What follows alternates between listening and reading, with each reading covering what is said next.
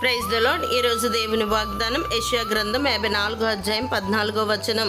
బాధించు వారు నీకు దూరముగా ఉందరు. ప్రియ దైవజనమా, మిమ్మల్ని అనేక మంది మాటలతో చేతలతో బాధిస్తూ ఉన్నారా?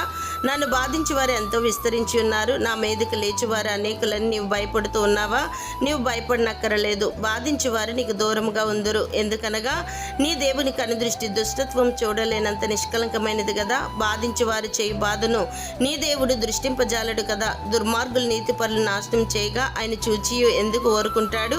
ఖచ్చితంగా వారి వారి క్రియలను బట్టి ఆయన వారికి ప్రతీకారము చేయును. బాధించి వారి చేతిలో నుండి నిన్ను విమోచించుటకు నీ దేవుడు నీతో కూడా ఉండి నీ మీద పడి నీ శత్రువులను నీ ఎదుట హతమగ్నట్లు చేయను గనుక నేను బాధించు శత్రువులు నీ మీదకి వచ్చినప్పుడు వారు తొట్టిల్లి కూలుదురు. కావున వారు ఒక త్రోవను నీ మీదకి బయలుదేరి వచ్చి 7 త్రోవలని ఎదుటి నుండి పారిపోదురు గనుక బాధించి వారు నీకు దూరముగా ఉందురు. దేవుడు మిమ్మల్ని దీవించునుగాక.